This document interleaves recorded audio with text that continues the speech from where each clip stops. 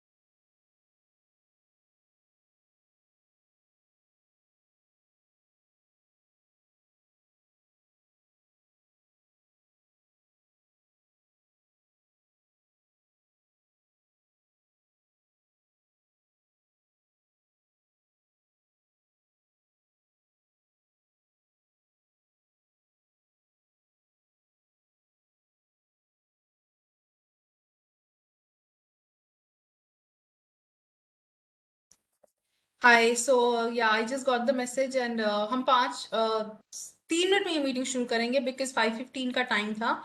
तो 5:15 से हम लोग ये स्टार्ट कर देंगे।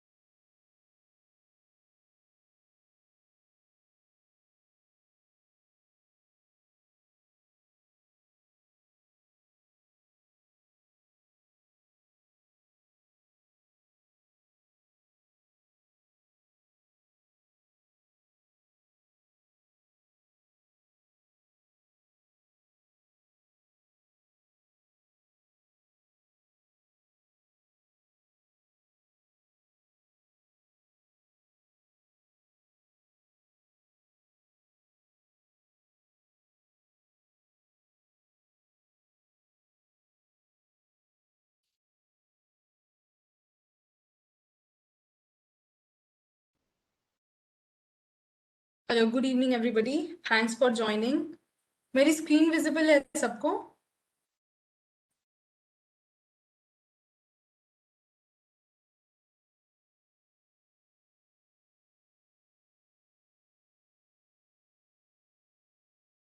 M I Audible?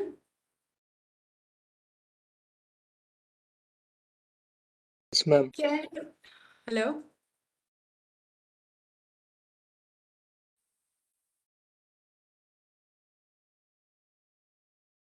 Okay okay, so now will Yes, ma'am, start. you are audible and screen is visible. Okay, thank you so much. Thank you. So, let me first introduce myself. मैं Shruti Nandita NCDX में as a senior executive हूँ, और ये जो session है this is under investor education program जो every year we plan as directed by SEBI. तो ये हमारा एक एजुकेशनल प्रोग्राम होता है which is for the awareness of investors, जिसमें हम इन्वेस्टर्स को अवेयर करते हैं अपने अपने सेगमेंट के बारे में। NCDX, as you all must be knowing, कि एक एग्री कमोडिटी डेरिवेटिव एक्सचेंज है। तो हम लोग यहाँ पे एग्री कमोडिटी सेगमेंट के बारे में बात करेंगे। तो मूविंग फॉरवर्ड,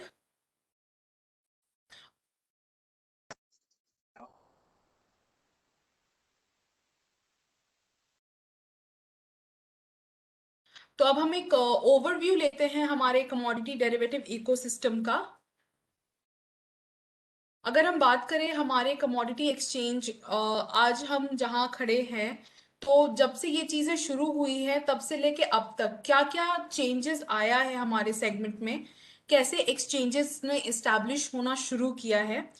तो कमोडिटी ट्रेडिंग की अगर हम बात करें तो ये 19th सेंचुरी में शुरू हुई थी, और शुरू ये बॉम्बे कॉटन ट्रेड एसोसिएशन के थ्रू हुई थी।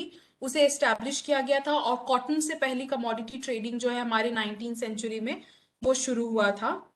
फिर दूसरी कमोडिटीज भी उसमें ऐड ऑन होती गई, जैसे कि अगर हम बात करें कि 1910 टू 30 के बीच की बात करेंगे तो हमारे ऑयल सीड्स, रॉ जूट, ये कुछ कमोडिटीज थी जिन्होंने कॉटन को ज्वाइन किया। मूविंग फॉरवर्ड, पहले हमारा जो पूरा सेगमेंट है it was being taken care by forward market commission. वो हमारा रेगुलेटर था जो 1953 में एस्टैब्लिश किया गया था। He was the one taking care of all the rules and regulations जो हमें अबाइड करने हैं। फिर ऑन एंड ऑफ बैन होते रहे कमोडिटीज में। कुछ कमोडिटीज को बैन किया गया, कुछ कमोडिटीज को रखा गया फॉर फर्दर ट्रेडिंग। ये 20th सेंचुरी की बात हो रही है। फिर गवर्नमेंट ऑफ इंडिया ने एक लिस्ट पब्लिश की, जिस लिस्ट में मेंशन था कौन कौन सी कमोडिटीज हैं हमारे अपने सेक्टर में जिनमें डेरिवेटिव ट्रेडिंग अलाउड होंगी। वो 2001 में हुआ था। फिर काफी रीजनल कमोडिटी एक्सचेंजेस भी स्टैब्लिश हुए थे। लास्ट में वी सॉ कि कुछ एक्सचेंजेस जो थी उनको बंद कर दिया गया या वो बंद हो गई। फिर मल्टीनेशनल कमोडिटी एक्सचेंजेस स्टार्ट हुई जो ऑपरेशनल हुई फ्रॉम द ईयर 2003। और अभी प्रेजेंटली सेबी हमारा रेगुलेटर है, security exchange board of India, जो कि सितंबर 2015 से अभी तक की हमारे हर चीज के रेगुलेशन का देख रेख करता है। देन हम एक बार अपने कमोडिटी एक्सचेंजेस का जो स्ट्रक्चर है वो देखेंगे। जैसे हमारे सबसे पहले होता है मिनिस्ट्री ऑफ फाइनेंस, जो डिपार्टमेंट ऑफ इकोनॉमिक अफेयर्स के अंदर होता है। एंड देन उसके बाद आता है सेबी। सेबी के बाद हमारे जो 5 नेशनल एक्सचेंजेस हैं which are NCDX, MCX, ICX, NSE and BSE। इन सब में ही कमोडिटी ट्रेडिंग अलाउड है, बट अगर हम फुल फ्लेजेड बात करें जहां सिर्फ कमोडिटी ट्रेडिंग होती है तो वो NCDX, MCX और ICX में होता है। देन अभी तक हमारे टोटल 91 कमोडिटीज हैं जो कि डेरिवेटिव मार्केट में ट्रेड के लिए अलाउ की गई हैं। हमारे जो रेगुलेटरी सपोर्ट हमें जो सेबी से मिलता आया है after SEBI took over as a regulator, तो वो स्टेप बाय स्टेप हम समझेंगे कि अभी तक उन्होंने क्या क्या चेंजेस इंप्लीमेंट की हैं। और moving forward we can also keep a track कि what all can be expected. September 15 में SEBI took over as a regulator. Then in June 2017, SEBI ने options trading commodity derivative segment में अलाउ किया, और category 3 एआईएफ्स जो जो इसका हिस्सा नहीं थे उनको भी इसका पार्ट बनाया गया। फिर सितंबर 17 में हमने देखा कि equity and commodity arms of broking जो हमारा होता है, बैंक ब्रोकर्स होते हैं, बैंक्स को परमिट किया गया कि वो पार्टिसिपेट कर सकते हैं as a professional clearing member. तो इस तरह से कोशिश ये की गई कि काफी इंस्टीट्यूशनल पार्टिसिपेंट्स को जोड़ा जाए हमारे सेगमेंट में, बिकॉज इंस्टीट्यूशनल का किसी भी सेगमेंट में जुड़ना एक बहुत ही पॉजिटिव इम्पैक्ट लेके आता है। वो हमारे उस पूरे सेगमेंट को बहुत ही रोबस्ट बनाता है, बिकॉज उनका जो भी हम अगर बैंडविथ बोले जो ट्रेड का होता है वो काफी वास्ट होता है as compare to individual retail investors. और ये रिटेल इन्वेस्टर्स के मन में काफी ज्यादा कॉन्फिडेंस भी लेके आता है अगर कहीं हमने इंस्टीट्यूशनल इन्वेस्टर्स का पार्टिसिपेशन देखा है, तो ऑटोमेटिक हमारा एक कॉन्फिडेंस बूस्ट हो जाता है उस पर्टिकुलर सेगमेंट में। तो यही कोशिश की गई सेबी के साइड से कि हम और ज्यादा से ज्यादा इंस्टीट्यूशनल पार्टिसिपेंट्स को जोड़े अपने इस एग्री कमोडिटी सेगमेंट में। सितंबर 18 में एफपीआई जो हमारे जिनको हम अगर बात करें तो हम अपने लैंग्वेज में इधर अपने एक्सचेंज में we call them EFEs, which is eligible foreign entities, जो फॉरेन में होते हैं but they have an exposure in Indian agri market. तो थ्रू ईएफईज जो भी रेगुलेशंस और जो भी सर्कुलर्स जारी किए गए हैं उनको अबाइड करके without establishing a separate entity, a separate company here in India, through our exchange वो आके हमारा यहाँ पे दे कैन ट्रेड और they can take a position और अपना जो भी हेजिंग का काम है वो यहाँ पे कर सकते हैं लॉफुली। तो ये एफपीआईज को भी हमारे पूरे सेगमेंट का हिस्सा बनाया गया। फिर वी सी म्यूचुअल फंड्स और पीएमएस को भी अलाउ किया गया कि वो हमारे कमोडिटी डेरिवेटिव में पार्टिसिपेट करें। टू देन इन जून 2019 हमने देखा कि इंडाइसेस को भी अलाउ किया गया, तब जाके हमारा एक कमोडिटी इंडाइस लॉन्च हुआ है which is the first return based indices of agriculture segment which we call as Agridex. अब हम देख लेते हैं हमारा प्रोडक्ट बास्केट क्या है। तो ये जो प्रोडक्ट बास्केट है ये हमने सेग्रीगेट किया हुआ है सीरियल एंड पल्सेस में, जिसके अंदर बार्ले, बाजरा, चना, मूंग, पैडी, मेज और व्हीट आता है। देन वी हैव स्पाइसेस जिसमें coriander, jeera, turmeric. Oil and oil seed जिसमें soybean, refined soya oil, soybean meal, RM seed, castor seed, cotton seed, oil cake. Guar complex में we have guar seed and guar gum. Fibres में हमारे पास है कपास। Sweetener में sugar और गुड़। Metal में जो नया एडिशन हुआ है which is the only metal that we have हमारे पूरे प्रोडक्ट बास्केट में, इज स्टील लॉन्ग कॉन्ट्रैक्ट। ये जो तीन आप बोल्ड में देख रहे हो, सोयाबीन मील, गुड़ और स्टील लॉन्ग, ये रीसेंट एडिशन है हमारे प्रोडक्ट बास्केट में जो पहले नहीं था। ये 2020 एंड से लेके मैं अगर अभी तक की बात करूं तो ये तीन नए प्रोडक्ट ऐड हुए हैं हमारे प्रोडक्ट बास्केट में। फिर हम देखते हैं कमोडिटी और फाइनेंशियल डेरिवेटिव में क्या डिफरेंस है। तो कमोडिटी डेरिवेटिव जो है वो एक्चुअल डिलीवरी उसमें लगती है, मतलब उसमें फिजिकल कमोडिटी इन्वॉल्व होता है। वाइल इन फाइनेंशियल डेरिवेटिव की हम बात करें तो ये कैश सेटल्ड होता है, यहाँ फिजिकली हम किसी पर्टिकुलर आइटम से डील नहीं कर रहे होते हैं। देन कमोडिटी डेरिवेटिव में जो है वो क्वांटिटी और क्वालिटी डिफरेंस एग्जिस्ट करता है, बिकॉज यहाँ पे फिजिकल कमोडिटी इन्वॉल्व है। while in financial derivative ऐसा कोई डिफरेंस एग्जिस्ट नहीं करता, because this is an intangible thing जिसमें हम डील कर रहे होते हैं कैश मार्केट में। देन हम जब होल्ड करते हैं किसी कमोडिटी को तो उसमें हमारे कमोडिटी से डील करते वक्त जो कॉस्ट कुछ इंक्लूड होते हैं वो होते हैं हमारे होल्डिंग कॉस्ट, जिसमें हमारे असेइंग, मतलब जो कमोडिटी टेस्टिंग वगैरह होती है उसको हम असेइंग बोलते हैं, जो असेयर करता है। असेइंग, वेयर हाउसिंग और इंश्योरेंस कॉस्ट इन्वॉल्व होता है। while इन फाइनेंशियल डेरिवेटिव ऐसा कोई होल्डिंग कॉस्ट नॉर्मली एग्जिस्ट नहीं करता है, सिर्फ एक इंटरेस्ट कॉस्ट होता है। कमोडिटी डेरिवेटिव में जो फिजिकल मार्केट है वो सीजनल इन नेचर होता है, बिकॉज यहाँ पे जो एग्री कमोडिटीज इन्वॉल्व हैं ये सीजन डिपेंडेंट होती हैं। राबी खरीफ क्रॉप होता है हमारा, ये through out the season available नहीं होता है, ये अपने अपने सीजन में ही इनकी हार्वेस्टिंग होती है। कैश मार्केट जो है वो through out the year active होता है। जो फैक्टर्स हैं जो कमोडिटी डेरिवेटिव सेगमेंट को इम्पैक्ट करती हैं वो है उन कमोडिटीज का डिमांड और सप्लाई। उन कमोडिटीज से रिलेटेड जो भी इंपोर्ट और एक्सपोर्ट रेगुलेशंस बनते हैं और गवर्नमेंट के जो नए रूल्स एंड रेगुलेशंस पास होते हैं, उनका जो इंटरवेंशन होता है उस पर्टिकुलर कमोडिटी से लेकर। फाइनेंशियल डेरिवेटिव में अगर हम बात करें तो global and local economic condition जो होता है उस पर्टिकुलर कंट्री का, या जो भी वो कंपनी उस जिस कंट्री में एस्टैब्लिश्ड है वहां का, उस कंपनी या उस एंटिटी का परफॉर्मेंस और टैक्सेशन स्ट्रक्चर जो हमारे कंट्री का है वो।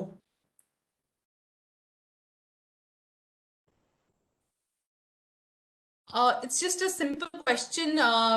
बीच में हम थोड़ा इस सेशन को इंटरैक्टिव बनाने के लिए दो चार क्वेश्चंस रखा है मैंने।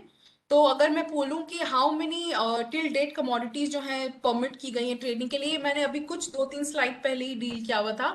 तो if anybody would like to answer this question then please go ahead.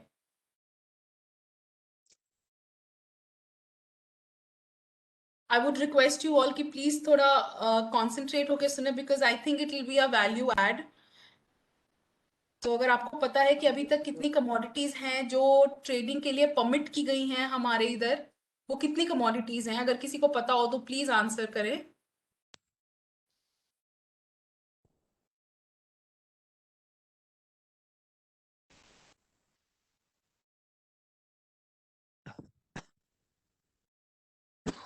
सुयोग, सो 14 नहीं है। Anybody else?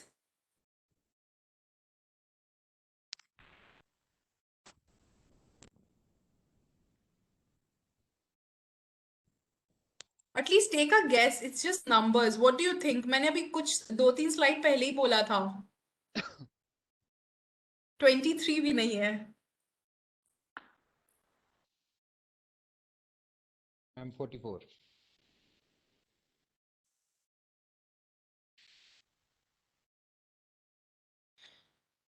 Okay sir, it's 91। 91 commodities हैं जो अभी तक परमिट की गई हैं ट्रेडिंग के लिए। और भी क्वेश्चंस आएंगे, प्लीज थोड़ा ध्यान से सुनिए।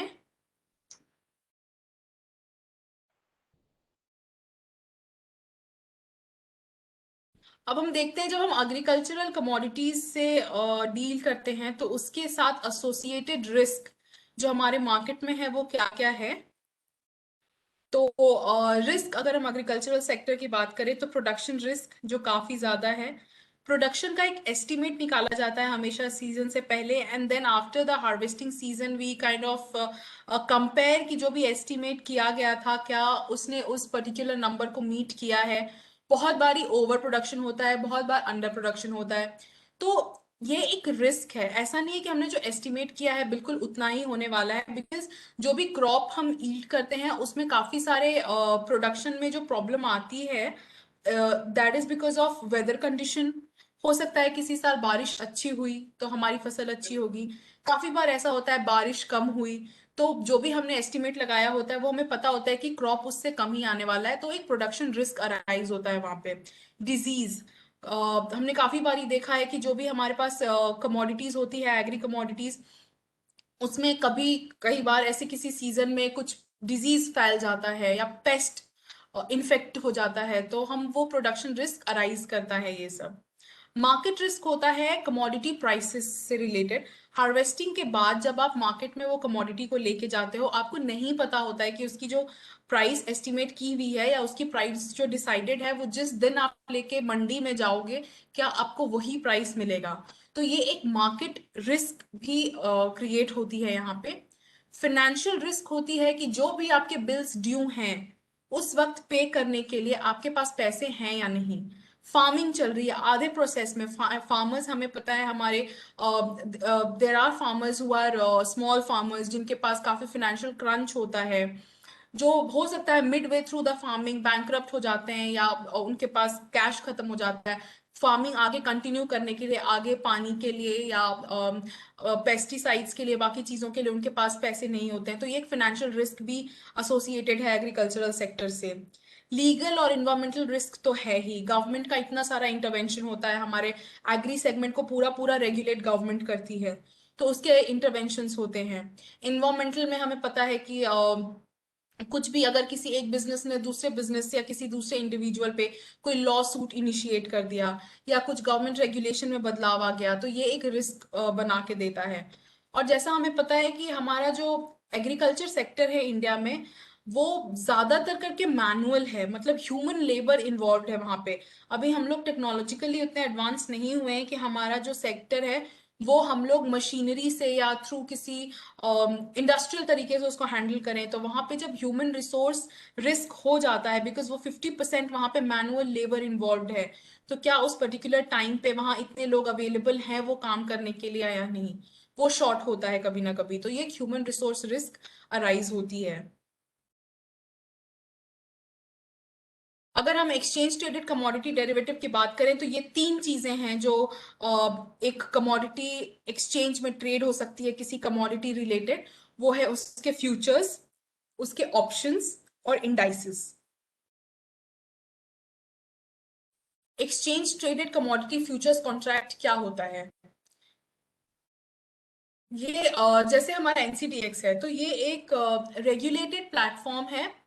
तो this regulated platform offers a platform for a buyer and seller to meet, जहां पे एक कॉन्ट्रैक्ट ऑटोमेटिकली डिजाइंड होता है by exchange after consulting from both the parties. उनके अकॉर्डिंग एक कॉन्ट्रैक्ट डिजाइन किया जाता है जिसको हम कॉन्ट्रैक्ट स्पेसिफिकेशन बोलते हैं। उसमें हर एक चीज मेंशन होती है, उसके क्या कॉन्ट्रैक्ट साइज होगा, कितना मार्जिन होगा, मार्क टू मार्केट कैसे लगेगा, ओपन इंटरेस्ट गोइंग फॉरवर्ड हम लोग देखेंगे, उसकी डिलीवरी किस फॉर्म में होने वाली है, किस डेट को होने वाली है, एक्सपायरी कब होगी। ये सारी चीजें उस पर्टिकुलर फ्यूचर्स कॉन्ट्रैक्ट स्पेसिफिकेशन में मेंशन होती है। जो उस कॉन्ट्रैक्ट को अबाइड करते हैं, वहां पे सेलर और बायर दोनों आके मीट करते हैं। एक पर्टिकुलर कमोडिटी का एक स्पेसिफिक क्वांटिटी जिसकी प्राइस पहले से डिटरमिन कर दी गई है, उसको पर्टिकुलर पूरे उस कॉन्ट्रैक्ट को मीट करेंगे इन कमिंग फ्यूचर डेट। तो ये पूरा जो प्रोसेस होता है, दिस इज कॉल्ड फ्यूचर्स का जो पूरा कॉन्ट्रैक्ट ट्रेड इसी तरीके से होता है, जिसमें क्वांटिटी, प्राइस, कमोडिटी सब पहले से डिसाइड होती है, दो लोग अबाइड करते हैं और फ्यूचर डेट पे डिलीवरी देते या लेते हैं उस पर्टिकुलर कमोडिटी की। और कुछ अगर की फीचर्स की बात करूं जो फ्यूचर्स कॉन्ट्रैक्ट एसोसिएटेड होता है हमारे एक्सचेंज में, वो है कॉन्ट्रैक्ट साइज, उस पर्टिकुलर कमोडिटी की डिलीवरी कितने मेट्रिक टन, या केजी में आप लगा सकते हो या कितने में आप ले सकते हो। मार्जिन, आप कितना इनिशियल मार्जिन पे करोगे, और कुछ अगर इवेंट बेस्ड या एडिशनल मार्जिन है तो विथ टाइम आपको वो कन्वे कर दिया जाता है। हर दिन मार्क टू मार्केट सेटल होता है, जो भी ट्रेडिंग होती है कमोडिटी की वो। ओपन इंटरेस्ट आपको बताता है कि एक पर्टिकुलर कमोडिटी में कितने पोजीशन ओपन रहे हैं। ये हमें ये भी बताता है जितना स्ट्रांग उस कमोडिटी का ओपन इंटरेस्ट होता है, उतना ही स्ट्रांग लोगों का कॉन्फिडेंस है उस पर्टिकुलर कमोडिटी में। Open interest is a very important factor.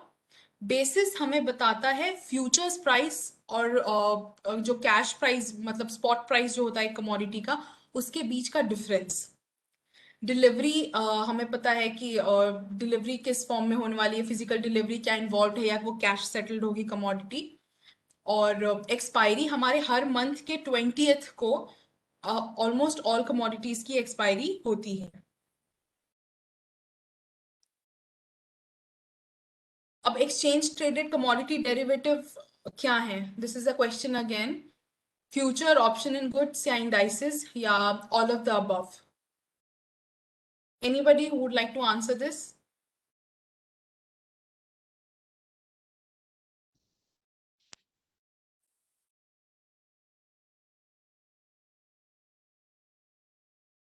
ये भी अभी मैंने जस्ट 2-3 स्लाइड पहले डील किया होगा।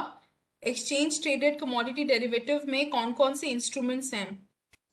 फ्यूचर्स होता है कमोडिटी का, ऑप्शंस होता है या इंडाइसेस होता है या तीनों होते हैं? Yes, it is all of the above. तीनों ही होता है। फ्यूचर्स भी होता है, कमोडिटी के ऑप्शंस भी होते हैं और इंडाइसेस भी होते हैं। Thank you for answering, please make this a bit interactive, आपको भी अच्छा लगेगा। अब आज का जो हमारा सोल फोकस है विच इज कमोडिटी इंडाइसेस, जो हमारे एनसीडीएक्स का है विच इज एग्रीडेक्स, हम उसके बारे में बात करेंगे। एग्रीडेक्स जो है वो India first return based agricultural future index है, जो 10 हाईली लिक्विड कमोडिटीज को ट्रैक करता है हमारे एनसीडीएक्स प्लेटफॉर्म पे। इसके कुछ की फीचर्स हैं। अगर हम बात करें तो यहाँ जो भी कमोडिटी की सिलेक्शन होती है उसके हमने वेटेज जो लेंगे, जो असाइन करेंगे उन 10 कमोडिटीज का वेटेज, उसके कुछ हमने रूल्स लिख रखे हैं कि अगर वो इनको मीट, इन क्राइटेरियाज को मीट करते हैं तो ही वो उन 10 कमोडिटीज के लिस्ट में आएंगे। तो constituents having at least 80% of combined weightage in the index shall fulfill ADTV criteria। उसका जो भी कमोडिटी हम लोग यहाँ पे सेलेक्ट करते हैं उसका ADTV अगर 75 करोड़ से ज्यादा है तभी वो कमोडिटी हमारे इस सेगमेंट में आएगा, एग्रीडेक्स का हिस्सा बनेगा।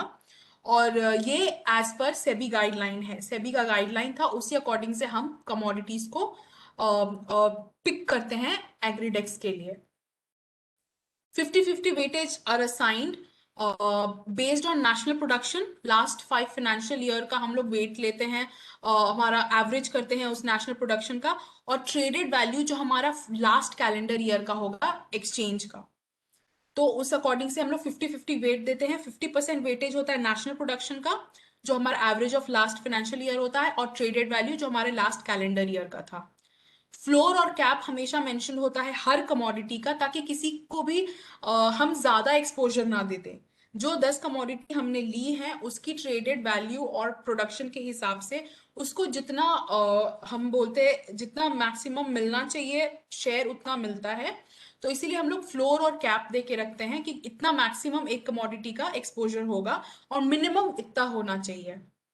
ये सेक्टर वाइज कैपिंग होती है ताकि हमारा ये जो बास्केट है वो ज्यादा डाइवर्सिफाइड और ज्यादा एक्सपोज्ड रहे to all different product baskets that we have to offer. Rebalance अगर हम बात करें तो एनुअली वो हमेशा 1 अप्रैल को होती है। रीबैलेंसिंग में क्या होता है, कभी कोई कमोडिटी होती है जो हमने पहले जो क्राइटेरिया मेंशन किया है वो मीट करने में फेल अगर हो रही है तो हम रीबैलेंस करते हैं उस कमोडिटी को निकाल के। हमारे पास जो दूसरी कमोडिटीज हैं जो अगर उस क्राइटेरिया को मीट कर रही होंगी तो उनको हम लोग इंक्लूड करेंगे वापस एग्रीडेक्स में। तो ये रीसिलेक्शन ऑफ कमोडिटीज होता है। और वेट, किसी का परसेंट से 20% था, किसी का 25% एक्सपोजर था, तो अगर हम पिछले क्राइटेरिया को से फिर उसको असेस करेंगे, कहीं कुछ ऊपर नीचे हो रहा है तो हो सकता है हम उसका परसेंटेज एक्सपोजर भी कम ज्यादा कर दें। तो ये जो रीबैलेंसिंग होती है ये हमेशा 1 अप्रैल को होती है और वो एनुअली होती है। ये एग्रीडेक्स का जो कॉन्ट्रैक्ट होता है वो रोल ओवर होता है हमेशा, which happens on first 3 days of the expiry month. जो भी हमारा जो मंथ में हमारा ये एवरी मंथ एक्सपायर होता है तो उसका जो रोल ओवर हमें करना है, suppose we don't want to wind up our position और हमें रोल ओवर करना है ये नेक्स्ट मंथ में, तो ये first 3 days of the expiry month जो होगा हमारा उसमें हम रोल ओवर कर लेंगे। यहाँ पे हमने अपस्ट्रीम डाउनस्ट्रीम दोनों कमोडिटीज को कंसिडर किया है। अब ये हमारे वो 10 कमोडिटीज हैं जिनकी मैं बात कर रही थी। तो अब देखिए मैक्सिमम अगर मैं बोलूं, जो हमने बोला था फ्लोर और कैप हम लोग देते हैं पर्टिकुलर कमोडिटी को, तो फ्लोर की अगर हम बात करें तो वो 3% है। कोई भी कमोडिटी जो इसका हिस्सा बनेगी उसका एक्सपोजर मिनिमम 3% तो होना ही चाहिए। यहाँ मैं अगर सबसे कम बात करूं तो आप देखो टर्मरिक 3.19% है, 3% से कम एक्सपोजर नहीं होगा। और कैप की अगर मैं बात करूं तो वो 20% होता है। 20% से ज्यादा आप किसी कमोडिटी को एक्सपोजर नहीं दे सकते एग्रीडेक्स में। तो यहाँ मैक्सिमम एक्सपोजर वाला हमारा चना है, चना होल्ड्स 20% एक्सपोजर। तो अगर हाईली, अगर मैं 4-5 ऐसे कमोडिटीज की बात करूं जो सबसे ज्यादा एक्सपोजर होल्ड करती है, वो है हमारा chana, then we have soybean, then we have refined soya oil, RM seed है, और कोकुड़। ये कुछ कमोडिटीज हैं जिनका बहुत अच्छा एक्सपोजर है। ग्वार सीड भी for the matter of fact 9.38% है। तो आप देख सकते हैं यहाँ पे हर अलग अलग ग्रेन से आप देखोगे, पल्सेस से चना है, ऑयल एंड ऑयल सीड में आपका कुकुड़, कैस्टर, रिफाइंड सोया, सोयाबीन, RM सीड, स्पाइसेस में जीरा है, और देन आपका टर्मरिक है, ग्वार कॉम्प्लेक्स है, मैं देखूं तो यहाँ पे ग्वार सीड और ग्वार गम है। तो ये ओवरऑल काफी खुद में ही एक डाइवर्सिफाइड बास्केट है। ये एक बैक टेस्टेड डेटा है जो हमने रिटर्न और वोलेटिलिटी का निकाला है for the year April 2016 to March 2021। अगर मैं बात करूं तो एग्रीडेक्स हमारा full fledged launch for trading on our exchange platform 2020 मई में हुआ था। लेकिन यहाँ पे हम 2016 का डेटा अगर दिखा रहे हैं तो ये एक बैक टेस्टेड डेटा है। तो आप देख सकते हो ये इसका ओवरऑल जो रिटर्न कैसे रहा है। 2021 में आप देखो तो इसका मंथली रिटर्न अगर हम लोग देखते हैं तो एक अच्छा फिगर है जो ये शो कर रहा है, जबकि हमारा पैरेलल मार्केट भी अच्छा परफॉर्म कर रहा है। तो यहाँ हमारा agri segment is also doing good. यहाँ पे आप रिटर्न्स देख सकते हो कैसे जा रहे हैं। देन वी हैव नीचे एनुअलाइज्ड वोलेटिलिटी का डेटा मेंशन है। ये भी हमने अप्रैल 16 से अप्रैल 21 का लिया है।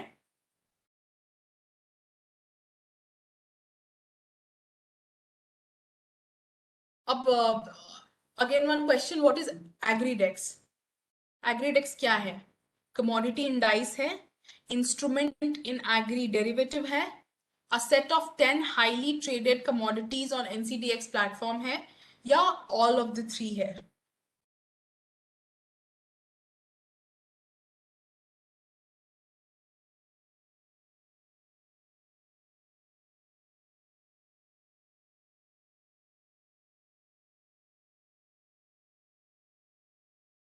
नहीं, बी तो नहीं है, इंस्ट्रूमेंट इन एग्री डेरिवेटिव। हाँ जी, so Biswajit, it is all of the three, yes you are right. ये कमोडिटी इंडाइस भी है, जो हम मैंने बोला था कमोडिटी इंडाइसेस है हमारी। देन ये इंस्ट्रूमेंट भी है हमारे एग्री डेरिवेटिव सेगमेंट का, जैसे हमने पहले देखा था फ्यूचर्स ऑप्शन ऑन इंडाइसेस, तो ये इंस्ट्रूमेंट भी है। और ये 10 हाईली ट्रेडेड जो कमोडिटीज हैं हमारे एनसीडीएक्स प्लेटफॉर्म पे, उनसे बना हुआ है। तो ये ऑल ऑफ द अबव है।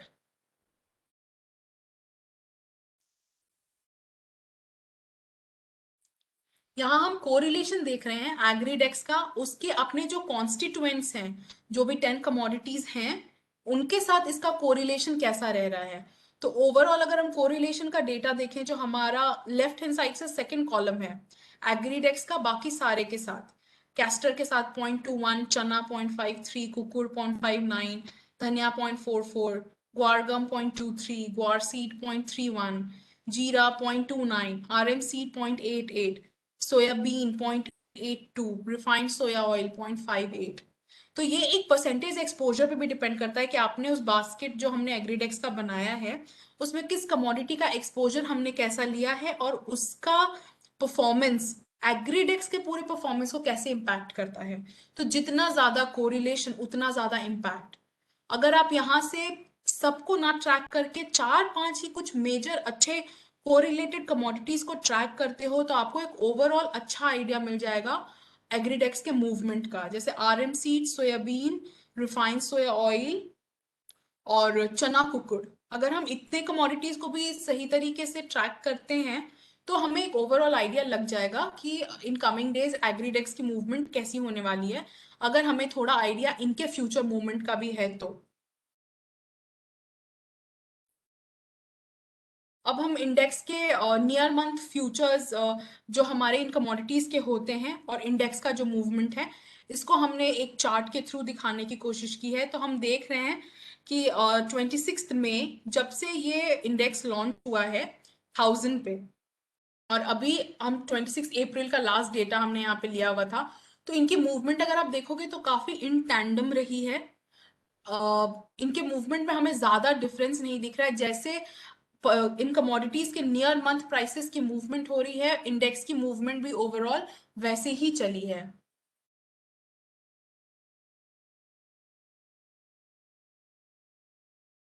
फिर हम फूड इन्फ्लेशन हेजिंग टूल की तरह भी इसको यूज कर सकते हैं। यहाँ हमने इसका कोरिलेशन दिखाने की कोशिश की है, जो हमारे कंज्यूमर प्राइस इंडेक्स है उससे कंज्यूमर फूड प्राइस इंडेक्स, जो रूरल अर्बन दोनों का लिया है, और होलसेल प्राइस इंडेक्स। अगर यहाँ पे हम देख रहे हैं ना, नीचे मेंशन भी है कि index is showing more correlation with CPI. इसका रीजन इन दोनों में से कोई भी एक हो सकता है। वेटेज जो हमने डिफरेंट गुड आइटम्स को असाइन किया है हमारे उस बास्केट को फॉर्म करने में, ये एक रीजन हो सकता है। या फिर एक रीजन ये भी हो सकता है कि जब हम कंज्यूमर प्राइस इंडेक्स जब देखते हैं तो उसका जो भी उस बास्केट में जो कमोडिटीज होती हैं वो ज्यादातर करके मैन्युफैक्चरिंग गुड्स होती हैं। और एग्रीडेक्स में हमारे भी सिमिलर कमोडिटीज का एक्सपोजर है। वाइल अगर हम होलसेल की बात करें तो इसका जो वेटेज होता है वो ज्यादातर करके दूसरी कमोडिटीज का होता है, not to the one similar to Agridex. तो बास्केट कॉम्पोजिशन दोनों का डिफरेंट होता है और सीपीआई का मैच करता है एग्रीडेक्स के साथ। तो इसलिए इनका जो कोरिलेशन है वो हमें ज्यादा है एज कंपेयर टू डब्ल्यूपीआई। अब हमने एक कोरिलेशन का डेटा यहाँ पे लिया है एग्रीडेक्स का दूसरे इंडाइसेस के साथ। निफ्टी 50, सेंसेक्स, गोल्ड, सिल्वर, अगर हम इन सबके कुछ अदर इंडाइसेस हैं, कुछ कमोडिटीज हैं, इनके साथ अगर हम इनका कोरिलेशन का डेटा चेक करें तो it is very clearly visible कि इनका कोरिलेशन उनके साथ बहुत अच्छा स्ट्रॉन्ग नहीं है, इट्स वीक, विच शोज कि आप इसको as a diversification tool use कर सकते हैं। इनकी मूवमेंट बहुत अलग होने वाली है। कभी ऐसा होता है कि एक पैरेलल मार्केट अच्छा परफॉर्म कर रहा होता है, दूसरा उतना अच्छा परफॉर्म नहीं कर रहा होता है, विच शोज कि उनके बीच का correlation is not that positive. तो यहाँ हम वही देखते हैं कि अगर एक निफ्टी 50 या दूसरा जो पैरेलल मार्केट है हमारा, अगर वो उसके परफॉर्मेंस में जो जो भी हम ट्रैक कर रहे हैं उससे थोड़ा डिफरेंट हमें देखने को मिलेगा एग्रीडेक्स में या एग्री कमोडिटीज में। ये क्लियर बताता है थ्रू देयर कोरिलेशन के नंबर्स।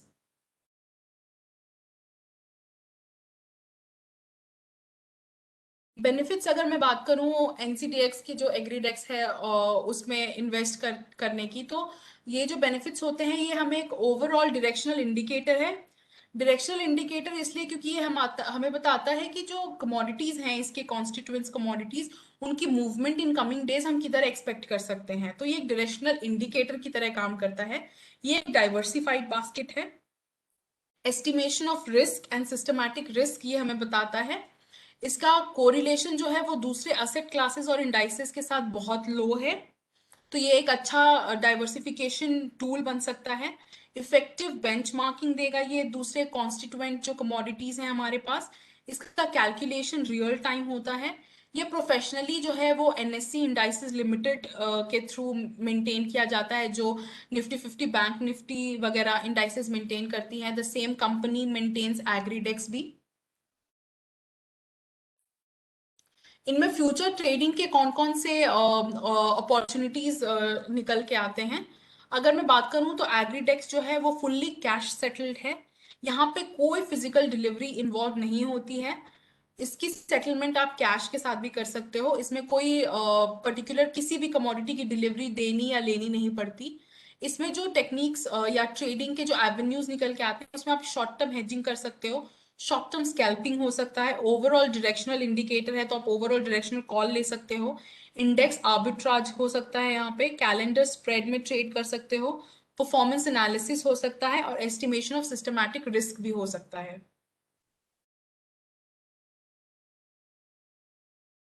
अब एक क्वेश्चन है थोड़ा टेक्निकल सा, what is calendar spread. Calendar spread क्या होता है, जो मैंने लास्ट में बताया था कि कैलेंडर स्प्रेड अपॉर्चुनिटी होती है, तो ये अपॉर्चुनिटी क्या होती है ये मैंने बताया नहीं है, बट ओवरऑल अगर किसी को आइडिया है तो they can answer. Entering into sell and purchase transaction in spot market, simultaneous entering a long and short position on the same underlying asset but with different delivery dates, entering into purchase transaction in spot and futures market, entering into sell transaction in spot and futures market। अगर किसी को idea हो कि calendar spread क्या होता है।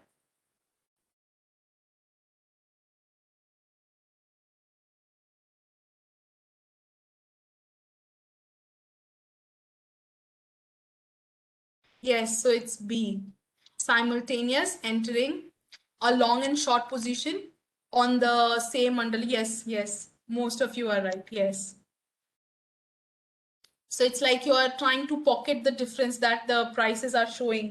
आप long और शॉर्ट एक ही कमोडिटी के उसमें करते हो बट ऑन डिफरेंट डेट्स, तो आप वो बीच का डिफरेंस पॉकेट करना चाहते हो। This is known as calendar spread.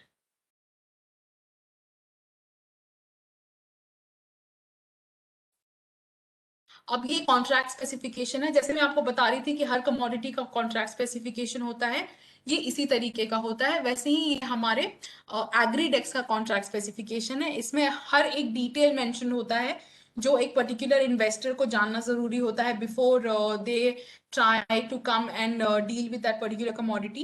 ये टाइप ऑफ कॉन्ट्रैक्ट आप देख सकते हो, इंडेक्स फ्यूचर्स है, नेम क्या है, अंडरलाइन क्या है, टिकर सिंबल क्या है, ट्रेडिंग सिस्टम की कौन सी होती है, यूनिट ऑफ ट्रेडिंग इसकी वन लॉट में अगर मैं बात करूं तो 500 यूनिट्स होता है एग्रीडेक्स में। सेटलमेंट इसका हमेशा कैश में होता है। मैक्सिमम ऑर्डर साइज आप 50 लॉट कर सकते हो। कोटेशन जो होती है इसकी या फिर इसकी जो बेस वैल्यू है वो रुपीस पर यूनिट है। टिक साइज इसकी 0.25 होती है। ट्रेडिंग आवर्स जो होता है वो नॉर्मली अगर मैं बात करूं तो सुबह 9 के रात के 9 बजे होता है, बट अभी looking at the current scenario अभी सुबह 9 से शाम के 5 बजे तक होता है। ड्यू डेट जो होता है वो हमेशा last trading day of the month expiry. While अगर मैं बात करूं हमारी जो दूसरी कमोडिटीज अवेलेबल हैं इनकी एक्सपायरी हमेशा 20th ऑफ द मंथ होती है, पर एग्रीडेक्स जो है वो last day of the month में एक्सपायर करता है। फिर ये हमारे ओपनिंग कॉन्ट्रैक्ट्स जो first day of the launch month होता है, अगर फर्स्ट डे हमारा नॉन ट्रेडिंग डे या हॉलीडे होता है तो नेक्स्ट ट्रेडिंग डे जो भी होगा वो हमारा ओपनिंग कॉन्ट्रैक्ट का दिन होगा। नंबर ऑफ एक्टिव कॉन्ट्रैक्ट्स अगर आपको देखने हैं तो हमें एज पर लॉन्च कैलेंडर जाना पड़ेगा। लॉन्च कैलेंडर में आपको आगे दिखाऊंगी, वो हमें बताएगा कि एक पर्टिकुलर टाइम पे कितने कॉन्ट्रैक्ट्स एक्टिव हैं एग्रीडेक्स के। प्राइस पर लिमिट की अगर हम बात करें तो मूवमेंट जो है वो ±4% हो सकता है। जैसे 4% रीच होगा एक 15 मिनट का हॉल्ट लिया जाएगा और फर्दर उस लिमिट को इंक्रीज किया जाएगा 2% से। तो 2% का वाला चीज जब होता है तो trading shall be permitted during the वो 2% इंक्रीज कर दिया हमने वो लिमिट 4% ब्रीच होने के बाद। Trading shall be permitted during the 15 minutes period with in 4% limit.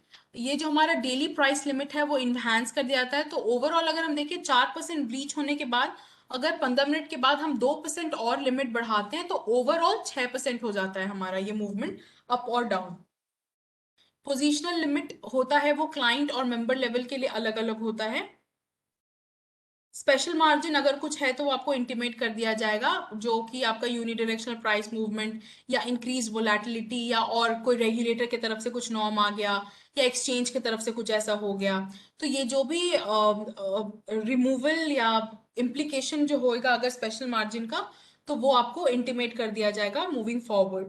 Final settlement price जो होता है आपका वो हमेशा वॉल्यूम वेटेज एवरेज लिया जाता है 4 से 5 बजे का, क्योंकि 5 बजे हमारा मार्केट बंद हो रहा है अभी। तो लास्ट जो 1 घंटे में जो भी मूवमेंट हुई है उसकी वॉल्यूम की उसका जो वेटेड एवरेज प्राइस लिया जाता है वही हमारा उस दिन का फाइनल सेटलमेंट प्राइस बनता है। इनिशियल मार्जिन की अगर हम बात करें तो यहाँ पे 6% है। 6% हमारा इसका मिनिमम इनिशियल मार्जिन है। ये हमारा लॉन्च कैलेंडर है जो मैंने पहले बात किया था। This is the launch calendar. अभी अगर हम मई में है तो मई, जून, सितंबर और दिसंबर ये 4 कॉन्ट्रैक्ट्स ओपन है फॉर ट्रेडिंग। तो ऐसे हर महीने के हमारे यहाँ पे लॉन्च कैलेंडर होता है जिस जो हमें बताता है कि फर्दर गोइंग अहेड हमारे कौन कौन से कॉन्ट्रैक्ट्स ओपन है।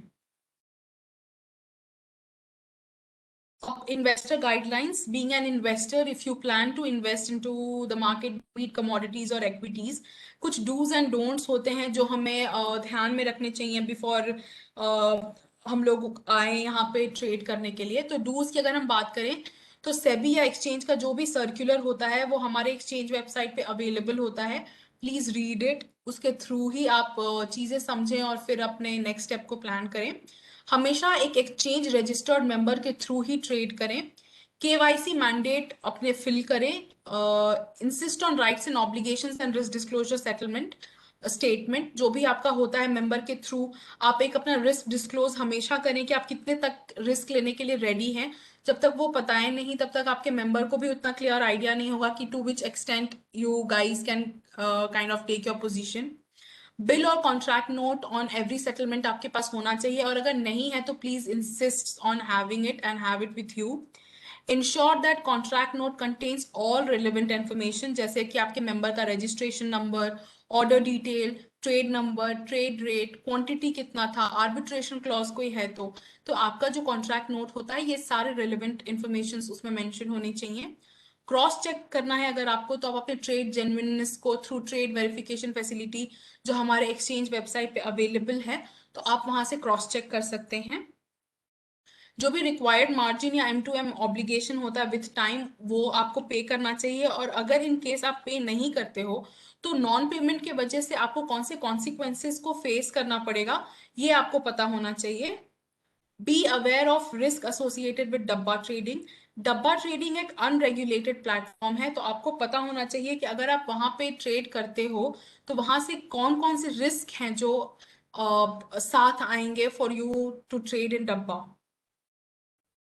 आप हमेशा अपनी ट्रांजैक्शन जो आपको स्टेटमेंट ऑफ ट्रांजैक्शन मेंबर देता है और होल्डिंग स्टेटमेंट जो आपको डिपॉजिटरी पार्टिसिपेंट आपका अपना देता होगा, उसको रिकंसाइल करिए, देखिए दोनों मैच होता है या नहीं। इफ नॉट, कोई डिस्क्रिपेंसी होती है तो प्लीज वॉइस दैट। अकाउंट पे ही चेक या डिमांड ड्राफ्ट आप कभी भी अगर ब्रोकर के नाम पे बनाते हैं तो उनका जो अपीयर उनका जो नाम होना चाहिए वो बिल्कुल एज पर द कॉन्ट्रैक्ट या सेबी रजिस्ट्रेशन सर्टिफिकेट के तहत ही होना चाहिए। Periodical statement of account of funds and securities from broker आपको मिलते रहने चाहिए। और अकाउंट को आप हमेशा ऐसे चेक करते रहें, और कोई अगर डिस्क्रिपेंसी होती है तो आप ब्रोकर को नोटिफाई करें। कोई भी अनऑथराइज्ड इंटरमीडियरी के थ्रू फंडिंग ना लें, बिकॉज वो हमारे जो एक्सचेंज का सेटलमेंट गारंटी मैकेनिज्म होता है वो उसको कवर नहीं करता, बिकॉज वो लोग एक अनऑथराइज्ड इंटरमीडियरी हैं। डोंट्स की बात करूं तो अनरजिस्टर्ड इंटरमीडियरी के साथ आप डील मत करो। ऑफ मार्केट ट्रांजैक्शन में आप इन्वॉल्व ना हो।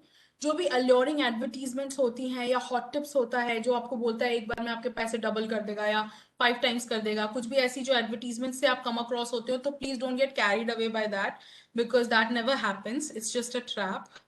Don't start trading before understanding risk disclosure clause. Don't accept unsigned and duplicate contract notes. Don't fall prey to market rumors. Don't let risk against position accumulate beyond your capacity to bear. And this is the consequence of the term जो मैंने बोला था कि आप अपना risk disclose करें। अगर आप रिस्क डिस्क्लोज नहीं करते हैं तो आपको पता कैसे चलेगा कि जो भी आप अक्यूमुलेट हो रहा है आपके ऊपर जो डेट, क्या आप उस जगह पे स्टैंड करते हो कि आप उन सारे डेट्स को मीट कर पाओ। अगर वो आपकी कैपेसिटी से बाहर होगा तो it will be very difficult for you to kind of meet those risk that you have that has just piled on. Don't simply go by any explicit, implicit promise made by analysts, advisors or experts. Keep your own research handy. आप अगर किसी market में जाते हो तो आपका एक अपना भी एक व्यू, एक विजन, एक रिसर्च होना चाहिए। सामने वाला अगर कुछ बोल रहा है तो please don't be blind and just don't start trusting them. You should have your own research handy. Don't miss on keeping track of your financial and contractual obligation against your position. आपको वो track रखना चाहिए कि जो भी application आपका जो भी ऑब्लिगेशन कॉन्ट्रैक्चुअल या फाइनेंशियल हो रहा है, you should have a clear idea and you should be in a position to meet those. Don't go by the report prediction made by various print or electronic media. So yeah, that's it from my side. Any questions that you would have and you would want me to answer, please go ahead.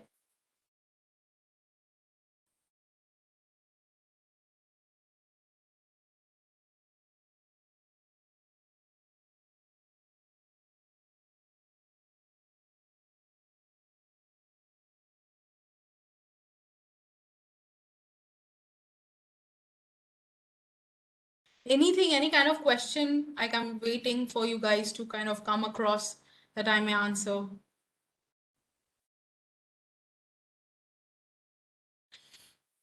You guys can even unmute yourself and ask, और या फिर आप chat box में या Q&A section में पूछ सकते हो मुझसे.